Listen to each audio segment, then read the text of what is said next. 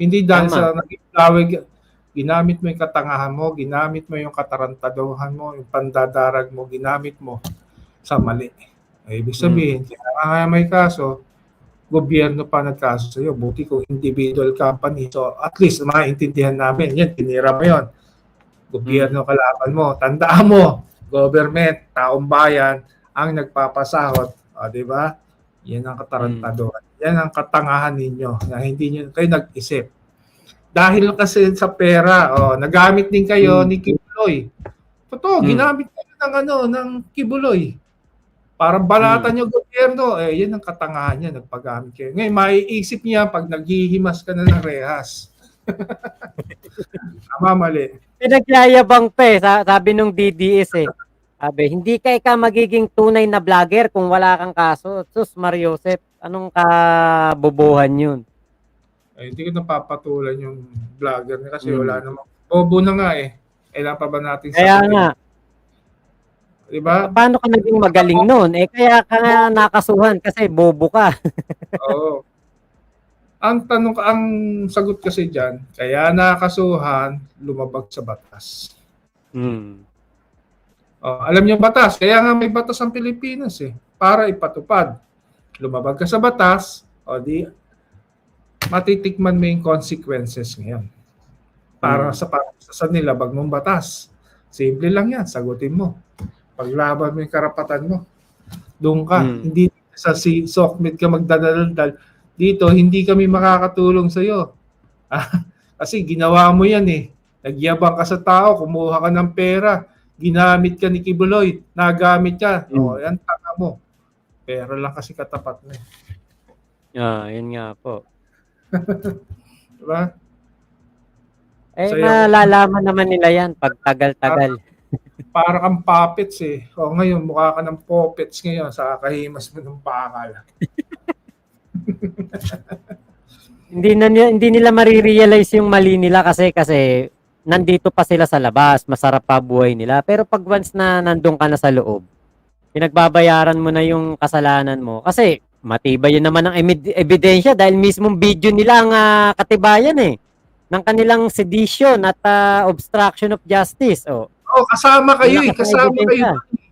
Kayo yung tagapagsalita, tinutupad ng mga pulis, kayo yung maharang, kayo yung isa.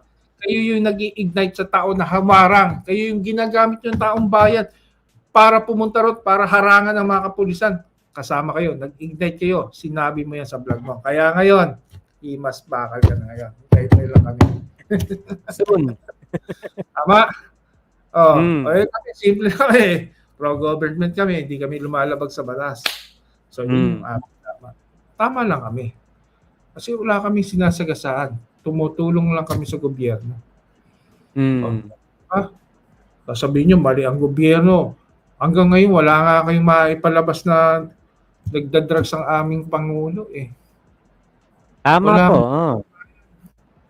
Alam nyo, ginawa nyo, trial by publicity. Niloko nyo tao. Binaboy nyo ang kaisipan ng ngayon, harapin ninyo ngayon yan. Ang gagaling nyo, kala nyo naman, parang actor sila eh. Talagang kala mo, napaniwala nila karamihan. Pero, lumabas ang panahon, itong mga huli na to, talagang napag-isip-isip na budol pala kami na. Sabi ko, ganun talaga eh. Kung hindi mo mararamdaman, hindi mo mararanasan, wala, budol talaga. Pero kung nasa tamang pag-iisip ka, hindi ka mabubudol yan. Nga po. Galit na galit sila sa akin. Sumama daw ako sa'yo. Sabi ko, ba't hindi ako sasama? Ano ko, tanga? Nasasamahan ko ang mga mali ninyo. Sayang naman na pinalaki ako sa mundong ito kung puro kasama ako sa inyong pagkakamali. Hindi na. Kayo na lang ang mamamatay ako. Hindi akong paninindigan at tumutupad ako sa batas. Sumusunod ako sa batas. I'm law abiding. Yun nga po. Saka nakalagay naman sa sa Biblia na suportahan mo ang gobyerno dahil walang gobyerno na hindi nanggaling sa Diyos. Nakalagay sa Biblia yan. Hindi ko lang alam kung anong Bible verse yun, pero meron na pong mga nagsabi niyan. sinabi ng Panginoon, sumuporta ka sa iyong gobyerno o sa pamahalaan na nakakasakop sa iyo dahil walang pamahalaan o gobyerno na hindi nanggaling sa Panginoon. Eh, ano bang masama kung sumuporta sa gobyerno? Eh, sabi ko nga kaya ako naging pro-government dahil sabi ni Maharlika, meron daw siyang pulburon video, ilalabas na daw niya. Nag-live. O, ilalabas ko na yung pulburon video. Puta, 2 oras nag-live, hindi nilabas. Sabi, ibibitinin ko muna kayo. Next live ko, ipapakita ko na. O, sumunod na araw, nag-live ulit. O, ipapakita na daw niya. 1 oras nag-live. O, biglang nagpaalam. Hindi binanggit yung pulburon video. O, sumunod ulit, mga araw na mapapanood nyo na ang pulburon video. Wala pa rin. O, tapos, umalis na ako, sabi ko lang yan, niloloko lang kakutayin nito si Maharlika eh. O, netong nakaraang mga buwan, inilabas nila yung pulburon video. Putya AI naman, edited. Kaya nga, pinag-aralan mo na nila yan, talagang sinabik nila ang taong bayan. Kumbaga, ginagawa pa yung eksena na yun eh. Pero alam nyo mga kababayan, tama na sa ganitong issue na to. Mamulat na tayo sa katotohanan. Mamulat na tayo kung anong meron na tayo ngayon sa ating bayan. Kasi kung patuloy kayong maniniwala, alam ko, dati okay ang vlogger nung kalaban natin ang mga oligarko eh. Dahil nagkaisa-isa, dito naman tayo nag-umpisa eh, di ba? Yung oligarko, nagkaisa ng mga vlogger, tagumpay, saludo ako sa inyo. Pero sa pagkakataon na to, it's all about money na eh. Kumukuha na kayo ng tagay para biruin nyo ang sinisira ninyo, pinagboboxing nyo mga Pilipino. Ginagamit kayo ng mga siraulo na yan. Hindi nyo ba nakikita? May mga tama ba silang sinabi? May mga tama ba silang mga evidence o pinakita sa atin? Wala eh. Saka pangalawa, hindi tayo ang karapatan dito maghuhusga. May batas tayo, improper forum, doon natin ilagay lahat. Hindi ho dito sa SOCMED. Diba? Tama dito po. Meron tayong freedom of speech sa kabutihan. Hindi natin gagamitin ang SOCMED sa kasamaan.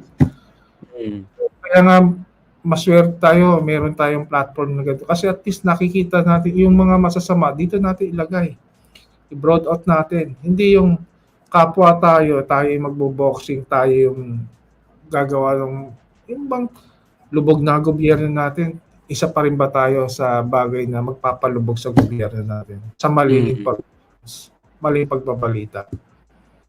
Meron tayo, pero gamitin sa tama. Hindi natin gagamitin dahil lamang sa pera, dahil lamang magtipis ka ng pag-iisip mo kasi may pera ka na sa hirap. Alam ko mahirap po ang buhay.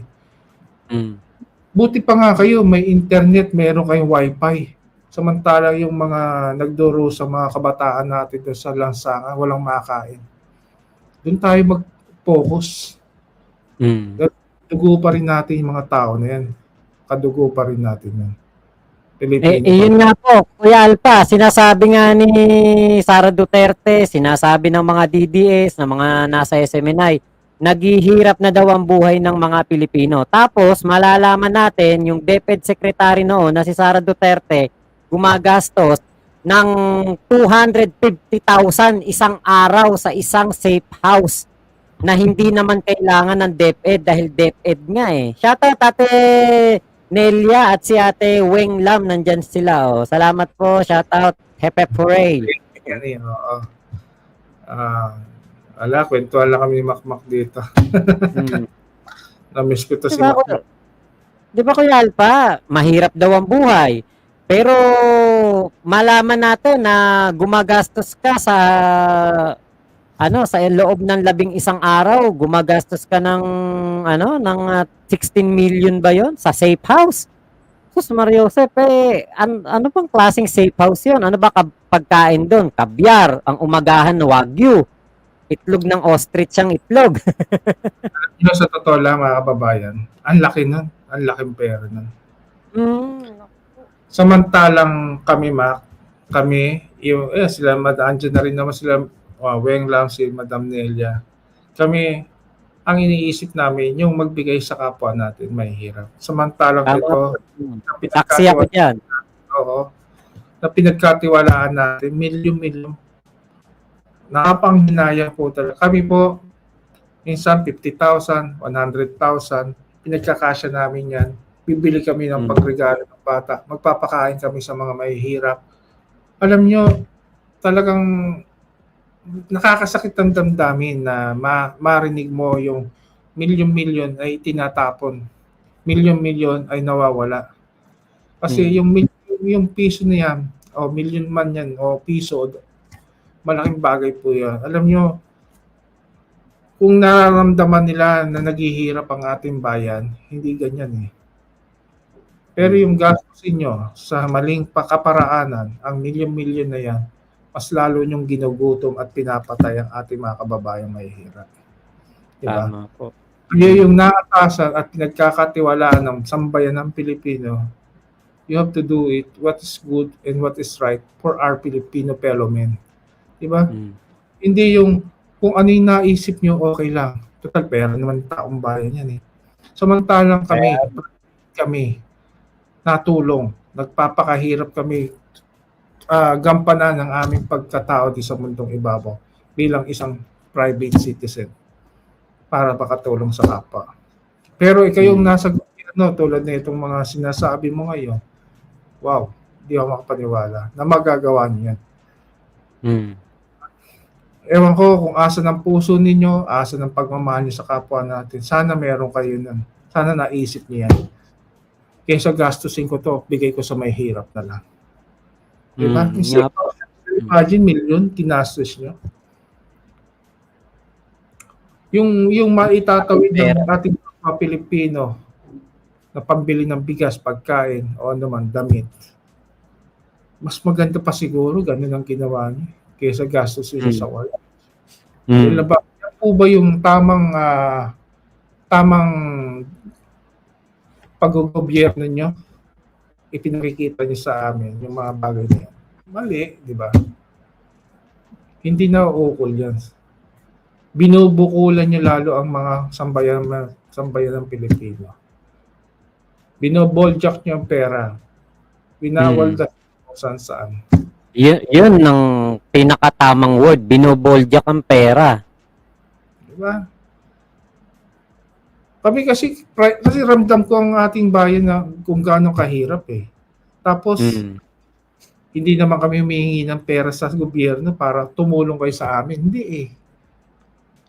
In our own little way, makmak, yung bang maibigay namin sa kababayan natin yung para sa kanila, yung blessing. Na minsan kinalingan natin ang ating mga mahihirap. Binigyan natin sila ng pansin.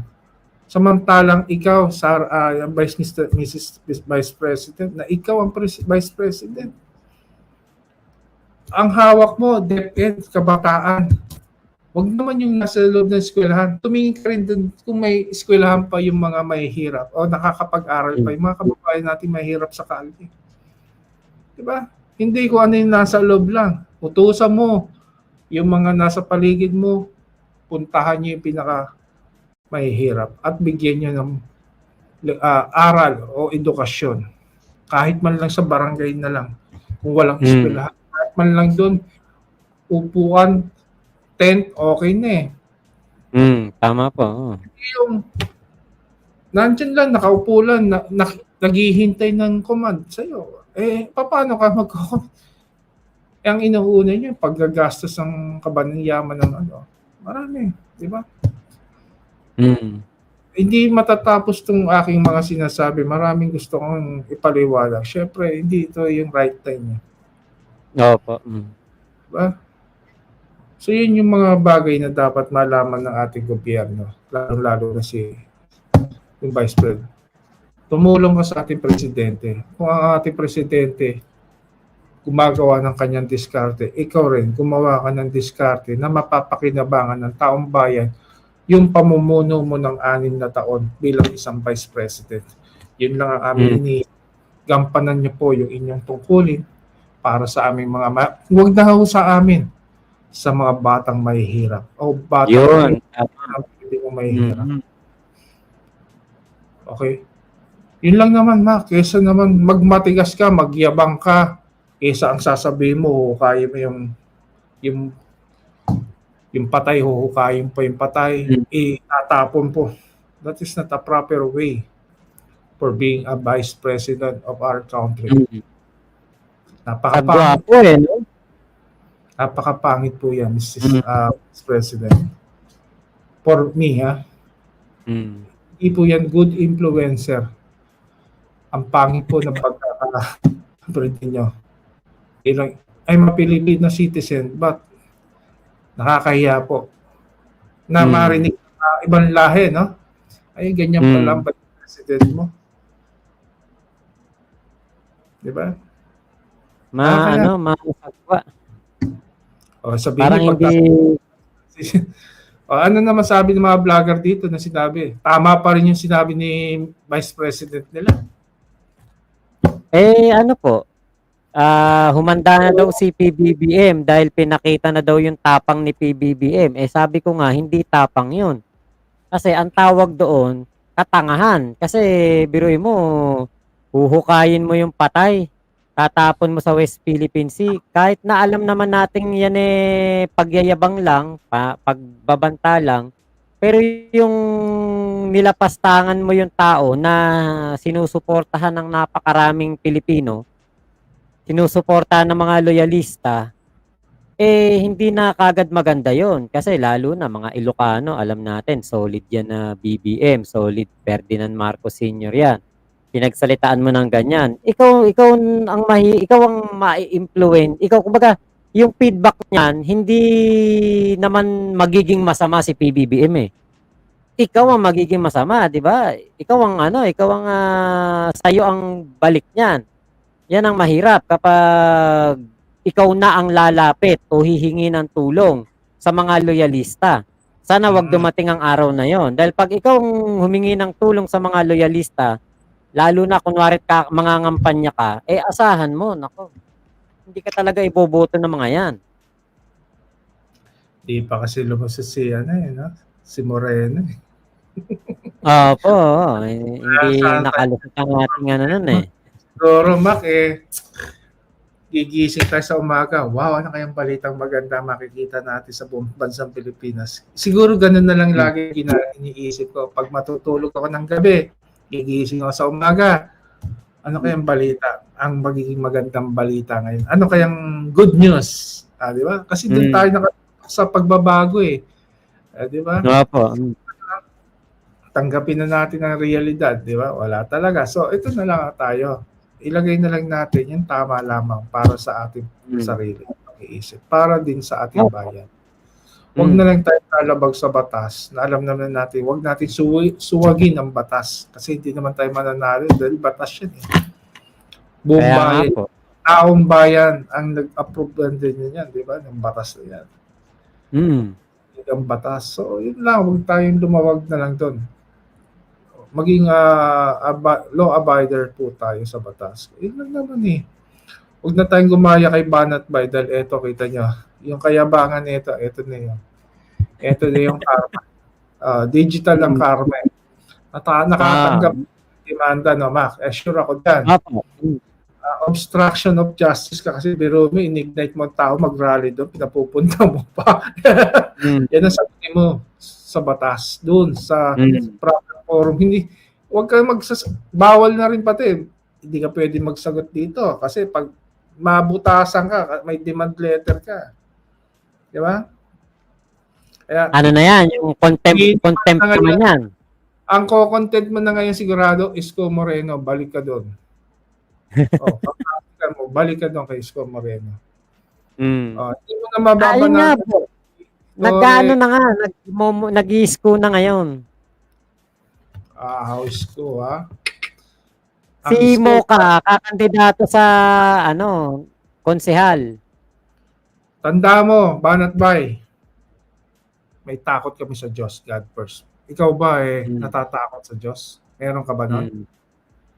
God first kami. Takot sa Diyos. Kung may takot ka sa Diyos, alam mo yung mga kamalian na ginagawa mo. Huwag ka maging plastic. Yun nga po. Huwag ka maging plastic. Kayo ba, kuya? Di ba sa Tondo kayo? Tondo? Tondo ako, Pacheco. Anong district 'yon, yung nakakasakop nun? Sa Tondo. Malapit ako sa Oo. Simbagan, Tondo, Pacheco. Kasi yung ano diyan, yung mga 'di ba may mga district yan eh. Si Mocha, District 3 kakandidato. Baka kako dun sa inyo yun eh, sa Tondo eh. Ang tatay ko kasi diyan, lumaki diyan. Ang kaibigan niya yung kumakandidatong si Ernix Dionisio. Apa? Yung tatay niya, yun kakilala namin. Yun nakakilala. Okay. Ayos. Parang first district yata yun, si Ernix. Parang ganun yan. So, yun lang, no, Mac. Kaya, yan ang karma. Kaya nga sabi ko, balik ka uli kay Isko. Kasi, doon magkakapera ka na naman. Doon, dadami na naman ng followers mo eh. Hindi ba pwede gumawa ka ng isang bagay. Yung hindi ka susundin dahil sa sumasawsaw ka sa issue. Yung bang susundin ka dahil ikaw yung pagkatao mo ay eto ka, nasa tama, at hiwala ka sa hindi ka nababayaran. Pwedeng gawin mo yun eh. Baguhin mo. Mas okay sana kung ganun. Oo. Ito yung sasawsaw ka naman dahil alam mo malakas ang Isko sa Maynila. Pat-patok. Biruin mo na uhuli ka. Saan yung malakas? Bakit? Dahil ba sa panchicha? Sinusustentuhan? Yun naman talaga realidad. Banat ba? Huwag na tayo maglokohan. Hindi mo kaya. Hindi ako yung publicity. Hindi ako.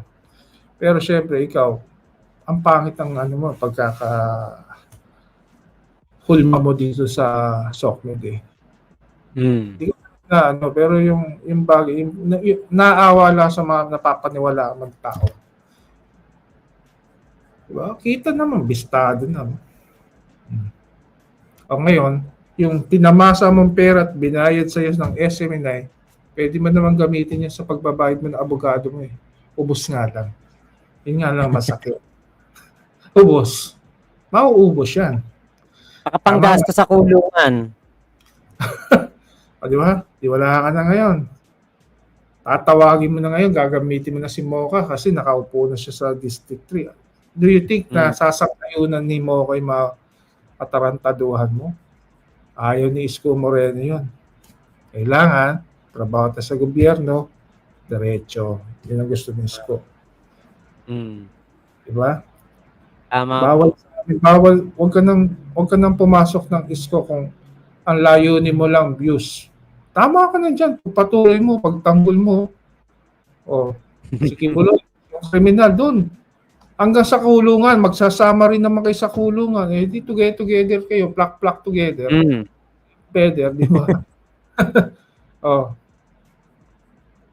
Nako, baka mag-guide sa akin to, Maka. Sino ba ito? Sa akin na to. Realidad lang. Maganda nga yan eh, na sasabi nyo lang naman yung totoo eh. Yun lang naman yung totoo eh, di ba? Na inuna nila yung yabang. Inuna nila yung parang akala mo kung sinong mga ketatalino noong pinagtatanggol si Kibuloy nung hindi pa nahuhuli. Ngayon, after mahuli ni Kibuloy, mga naglaylo.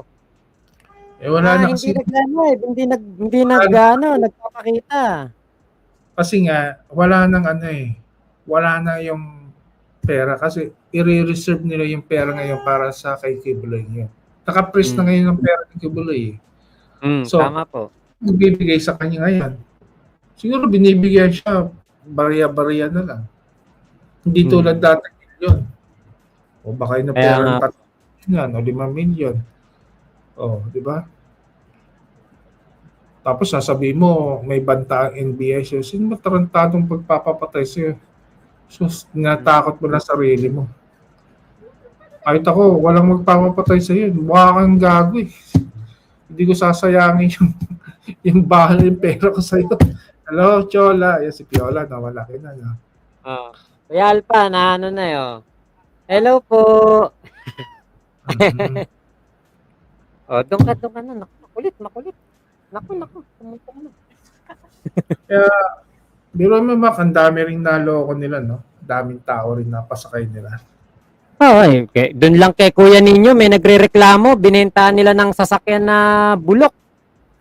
Tapos hanggang ngayon di pa nakukuha yung papeles daw ng sasakyan. Ngayon nung pinopromote yung sasakyan, binebenta, ano daw, in good condition. Parang sabi brand new pa yata. Pero nung makita nung nakabili, naku, bulok na bulok. Tapos parang babain pa makina. Oh, hindi na nabalik yung pera. Nabudol din, no? Opo, oo. Hanggang ngayon, Public servant sabi nga kayo. ni Kuya, magdedemanda din daw yun eh. Demanda nyo na, tutulungan ko kayo. Sampahan nyo na. Hmm. Sabi nyo kay Makmak Sabi ni at ako, Kuya ninyo. gawin nyo kasi naloko kayo eh. Niloko kayo eh. Panloloko yan eh. So, i-demanda nyo, so suportahan ko kayo. Yun Gawin nga nyo po yun. eh. Kasi yung mga Diba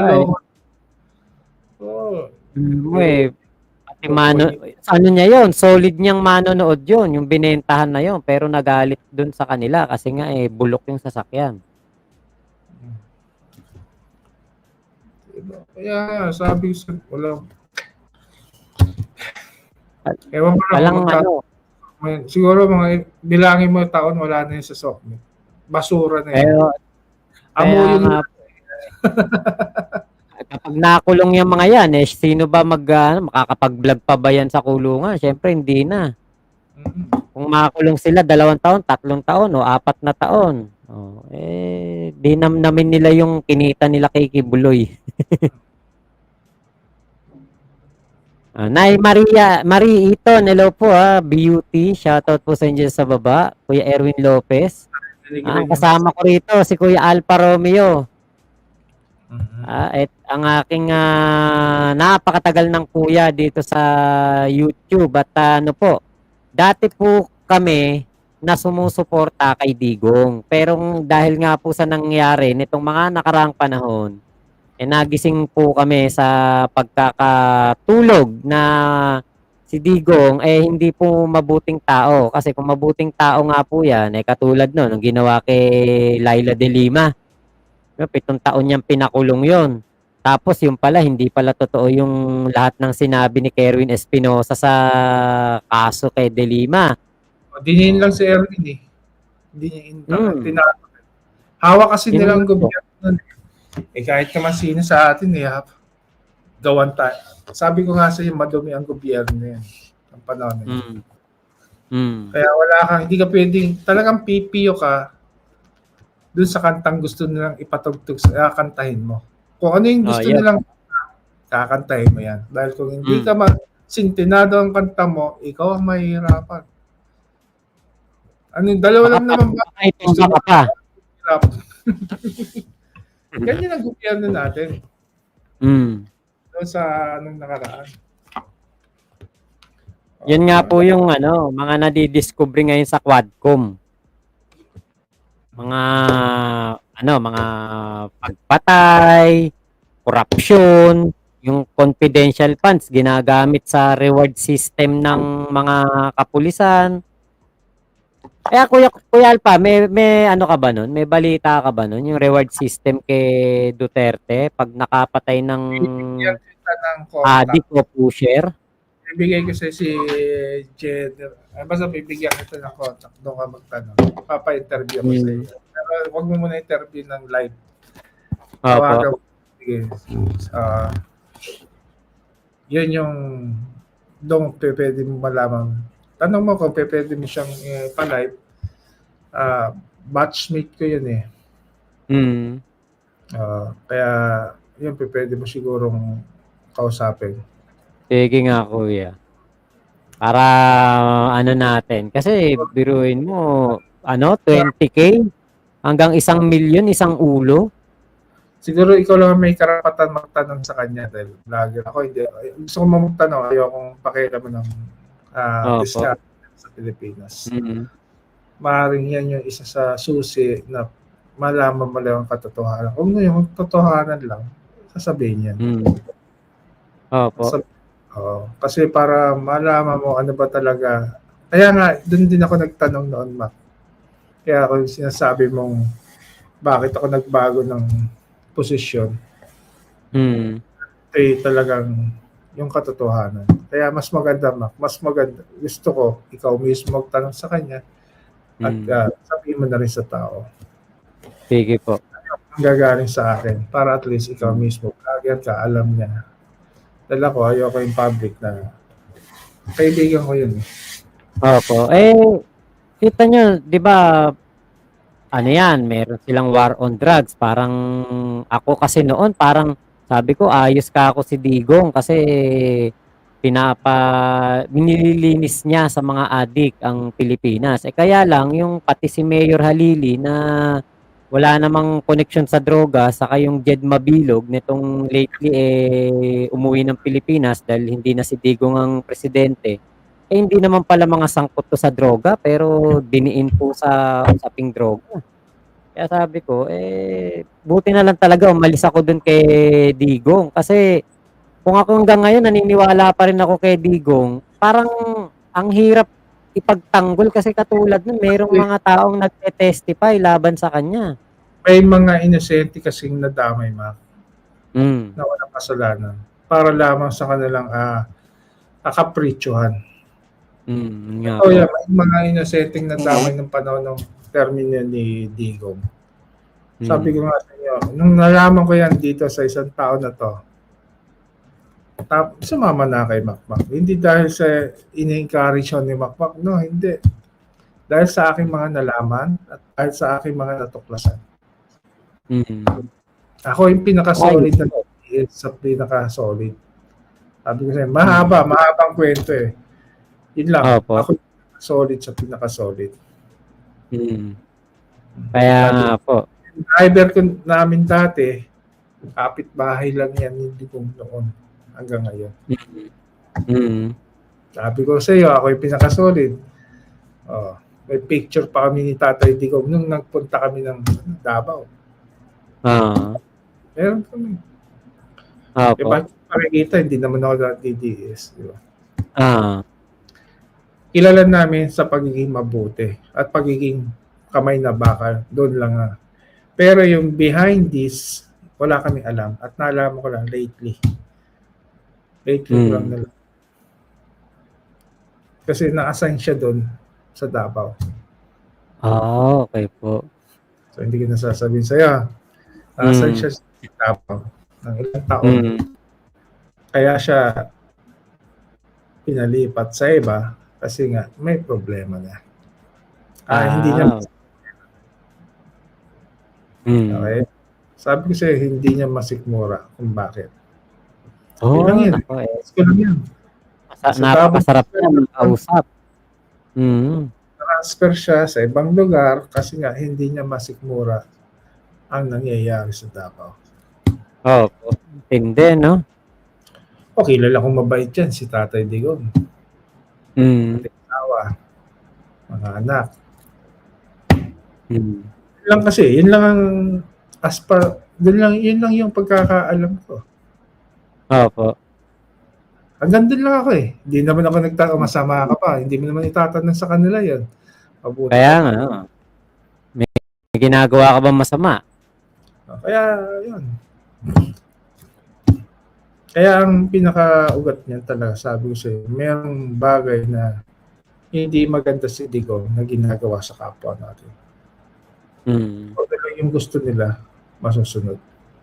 Kung papapatay ka talaga. Whether you like it or not, tumba ka. Either tumakbo ka, umalis ka ng Davao, o magstay ka sa Davao. Mamuhay ka. Kung gusto mabuhay, dalawang bagay lang yan. Kaya kumampikas sa kanila. Yan ang mahirap eh. Mahirap sa hahawakan yung ating freedom ng mga tao. Nga po. Mahirap. Kasi tayo, gusto lang naman natin mamuhay na simple. At hindi tayo, ayaw natin may inaapakan o ayaw natin may nakikitang nahirapan. Gusto natin lahat umaasenso. So, yun ang ating mindset eh. Pero sa lahat ng mga nangyayari sa Davao, kung maganda ang Davao, dahil naman napaganda eh. Kasi nga, wala wala namang bumangga sa isang pader na alam niya pag bumangga ka either na 6 feet below the ground ang babagsakan mo or umalis ka ng Davao. Ano nga po ngayon kumakandidato nga ngayon yun na na mayor. Kasi nga, Si Digong. lahat ng nangyayari sa Davao Map, nagagawa nila ng solusyon na hindi malaman ng taong bayan. Police, nakaupo sa pwesto, lahat yan, connection na yan. Diba? Nakakita mo, pinatay na sa bukas, sino nakakita pumatay? Wala po. Tapos na. Mismo, nakita mo, tinumbasaran. Dumating yung mag-iimbestiga galing Maynila. Sinong nakakita? Wala akong tao rito. Si Rahu yan. Yan, sample ko na sa inyo. Kasi dito ka lang inilabas yan. Kasi nga, ang alam natin, matino. Ang alam ng bawat Pilipino, mapapagkatiwal. Pinatay niya lahat ng drugs. Pero hindi naman lang ng drug addict, pinagpapatay niya. Yun yung siguro yung mga nakakalaban nila sa kompetisyon. May mga inosente yung iba May 9 years old nga. Sabi ko nga sa 10 Mac na inosente, sa 10 tao, 7 ang inosente dyan. Kawawang inaabot ng mga Pilipino noon sa pamumuno ni Digong. Kawawa talaga. Basta kung yung mga taong alam ko naman mahal niyo si Digong, hindi niyo kasi alam yung laro Sabi ko nga, naging abogado yan. Yan. Di ba? Opo.